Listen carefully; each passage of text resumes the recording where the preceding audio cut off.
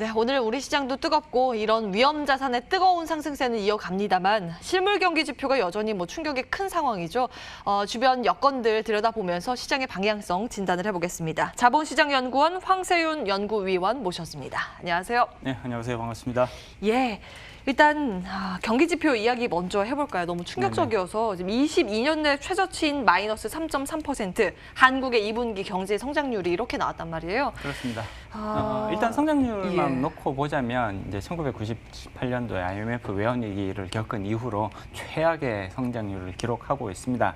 물론 이제 2분기가 아마 이제 최악의 시즌, 최악의 이제 시기가 될 가능성은 높아 보입니다. 2분기가 바닥으로 보는 거에 대해서는 대부분 이견은 없으신 것 같고요. 그렇지만 이제 마이너스 3.3% 사실 이 정도의 경제 성장률을 경험해 본 기억이 가물가물할 정도로 도대체 언제 이런 우리가 이렇게 처참한 참담한 정도의 경제 성장률이라고 볼 수가 있거든요. 이제 가장 중요한 영역이라고 볼 수가 있는 이제 수출이 이제 조금 뼈아프다라고 말씀드릴 수 있죠. 마이너스 16.6%를 기록하고 있거든요.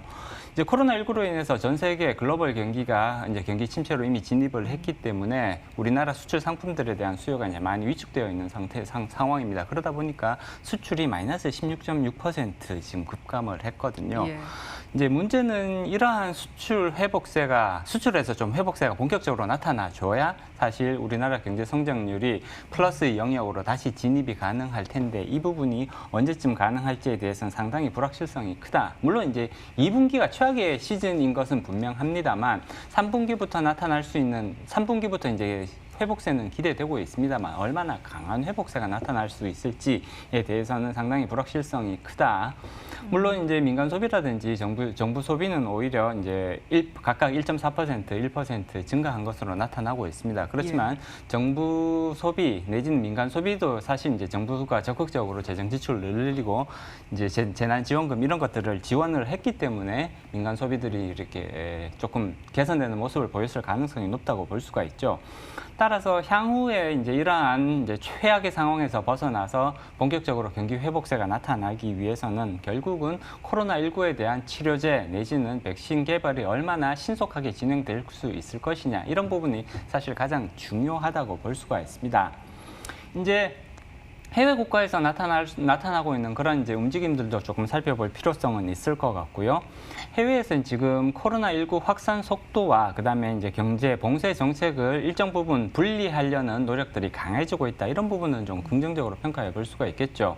이전에는 코로나 확산 속도에 맞춰서 경제를 다시 강하게 봉쇄했다가 조금 풀어줬다가 또 확산세가 강해지면 강하게 봉쇄하는 이런 것들이 반복적으로 나타났습니다만 지금부터는 오히려 코로나 확산 속도와는 조금 무관하게 경제 봉쇄를 완화하는 이런 움직임들이 꾸준하게 이어지고 있다. 이런 점들은 사실 글로벌 경제 그리고 우리 경제에도 긍정적인 역할을 할 수 있을 것으로 기대가 되고요. 또 한 가지 또 이제 중요한 변수로 볼 수 있는 것이 중국의 경제 성장률이 예상했던 것보다는 더 빠른 속도로 지금 회복세를 보이고 있습니다. 중국 쪽에서 지금 2분기 경제 성장률이 발표가 되었는데 3%대의 경제 성장률이 나타나고 있단 말이에요. 이것은 시장이 예상했던 것보다는 훨씬 더 견조한 경제 회복세라고 평가해 볼 수가 있습니다. 따라서 믿을 만한 데이터라고 보세요? 물론 이제 중국의 데이터는 이제 신뢰성에 있어서는 미국이라든지 혹은 유럽권의 이제 그런 경제 데이터에 비해서 신뢰성이 많이 떨어지는 것은 분명합니다. 그렇지만 그 방향성 자체가 크게 훼손되어 있다고 보기는 어렵거든요. 그렇기 때문에 중국의 3%대의 경제 회복세 이런 부분들은 3%라는 숫자 자체를 100% 신뢰하기는 어렵습니다만 그렇지만 경기가 회복되고 있고 이러한 회복세가 생각했던 것보다는 조금 강하다라는 부분 정도까지는 충분히 인정할 수가 있지 않겠느냐. 따라서 중국이 이렇게 경기 회복세가 계속해서 이어진다면 이것은 국내 경기 회복에 있어서도 내지는 국내 경제 성장률이 다시 플러스로 돌아서는 데 있어서는 굉장히 중요한 역할을 할 수 있다고 해석해 볼 수가 있는 부분이죠. 예, 2분기가 이제 바닥일 가능성 최악은 지났는데 이제 회복의 속도 측면에서 이걸 봐야 되니까 지속적으로 들어오는 데이터들 챙겨봐야 되겠고요. 이제 미중 간의 대립 갈등에 대한 우려감도 솔솔 들려오고 이걸 어느 정도 시각으로 바라봐야 되는지도 의문이거든요. 사실 코로나19 사태가 이제 어느 정도 진정이 된다면 그 이후에 가장 큰 불확실성 내지는 그 이후에 가장 큰 증시의 위협 요소로는 당연히 미국과 중국 간의 갈등 상황이라고 볼 수가 있습니다. 사실 향후 미국과 중국의 갈등 상황은 이제 외교적인 측면 그리고 경제적인 측면에서 계속 이제 다양화되고 격화될 가능성은 상당히 높다고 예상해 볼 수가 있습니다. 물론 군사적인 대치 상황으로 갈 가능성은 상당히 제한적인 수준이라고 볼 수가 있죠. 군사적인 대치로 가게 된다면 사실은 이거는 양국가 그리고 글로벌 경제에 굉장히 뼈아픈 충격으로 다가갈 수밖에 없고요. 이러한 최악의 상황을 피하려는 노력은 양국가 간에서도 공통적으로 나타날 가능성이 높다고 볼 수가 있습니다. 그럼에도 불구하고 지금 양국 간의 외교적 대치, 경제적 대치는 상당히 격화될 가능성이 오히려 높아지고 있다고 평가해 볼 수가 있죠. 도널드 트럼프 대통령 같은 경우에는 추가 영사관을, 그러니까 영사관 폐쇄를 추가적으로 더 실시할 수 있다. 그리고 중국이 이제 청두 미 영사관을 이제 폐쇄하는 조치를 이제 단행을 하게 되었는데 여기에 대해서도 굉장히 강도 높게 지금 비판을 하고 있단 말이죠. 따라서 이러한 외교적 공세는 미국과 중국 간의 쌍방으로 훨씬 더 격화될 가능성을 배제하기는 어렵습니다. 그렇기 때문에 사실 코로나19 사태가 어느 정도 완화된 내지는 종료된 이후에 세계 경제에 있어서 가장 큰 부담 요소가 될 가능성은 역시나 이제 미국과 중국 간의 이 갈등 상황이라고 볼 수가 있는 거고요. 이러한 갈등 상황은 신냉전까지 지금 격화될 가능성이 점차로 증가하고 있다고 평가해 볼 수가 있습니다. 그렇기 때문에 코로나 종식 이후에 주가 상승을 제한할 수 있는 가장 큰 위협 요소로서 이 미국과 중국 간의 갈등 그리고 이러한 갈등이 결국은 신냉전까지 악화되는 그러한 상황을 염두에 둘 필요가 있을 것 같습니다. 불확실성 요소고 예. 악재 거리로 지속적으로 아마 들려올 겁니다. 저희도 네네. 체크를 해보도록 하고요. 시간상 하나로 질문을 이제 외부 변수를 묶어서 드려야 될 것 같은데 이번 주에 봐야 되는 이벤트 어떤 거에 주목하시고 계신지 미국의 FOMC도 있고 어닝 시즌이니까 실적 발표 줄줄이 있고 GDP 성장률도 있거든요.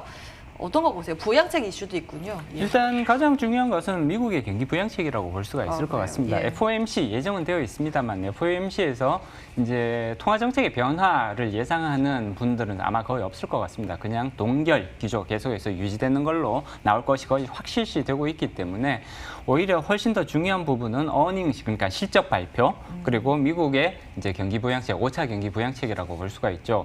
현지 시간으로 27일 5차 경기 부양책이 발표될 예정입니다. 물론 이제 내용들은 개략적인 내용들은 이미 이제 시장에 다 나왔죠. 1조 달러 정도의 이제 경기 부양책이 집행이 될 것이다. 그리고 이제 성인 1인당 특히 1,200달러 규모의 이제 지원금이 추가로 다시 이제 그 시장에 풀리는 내용들이 포함되어 있습니다. 물론 민주당이 여기에 대해서 이제 반발할 가능성이 상당히 있기 때문에 어느 정도의 추가적인 진통이 예상은 되고 있습니다만 일단 1조 달러 플러스 알파 정도로 해서 시장에 이제 발표될 가능성은 상당히 높다고 볼 수가 있겠죠. 그렇지만 이제 부양책이 발표되는 것 자체는 시장의 긍정적인 요소라고 볼 수가 있습니다. 다만 이제 민주당에 의해서 발표되었던 민주당은 3조 달러의 부양책을 하원에서 통과시킨 바가 있고요. 예. 그렇지만 공화당의 부양책은 1조 달러에 불과하거든요. 그리고 부양책이 시장에 미치는 영향도 점차로 축소가 되고 있습니다. 지금 계속해서 반복적으로 부양책이 발표가 되고 있다 보니까 시장에서 여기에 대한 피로감을 어느 정도 느끼는 것 같고요. 정치권에서도 이 부분에 대한 피로감이 커지고 있는 것 같습니다. 따라서 부양책 발표 자체는 긍정적이라고 평가해 볼 수 있습니다만 시장에 미치는 영향이 차츰 축소되고 있다. 이번에 5차 부양책이 발표된다고 하더라도 시장이 예상보다 더 작은 수준, 낮은 수준으로 반응할 가능성을 충분히 염두에 둘 필요성이 있을 것 같습니다. 이런 여러 가지 변수를 호황제가 다 공존해 있잖아요. 그러면 우리 시장은 어떤 대응 전략이 필요한 건지 마지막으로 질문 드릴게요. 예, 일단 이제 뚜렷하게 지금 이제 상승 모멘텀이 지금 보이지 않는 상황이라고 볼 수가 있습니다. 지금 주가 지수와 실물 경기 간의 괴리감은 상당히 큰 편이고요. 전고점 근처에 지금 주가가 이미 형성되고 있습니다. 따라서 상승 모멘텀은 상당 부분 지금 제약을 받고 있는 상황이다라고 볼 수가 있습니다. 따라서 종목별로 차별화되는 그런 이제 주가 흐름이 나타날 가능성이 높기 때문에 오히려 이런 부분을 조금 염두에 둘 필요성이 있다.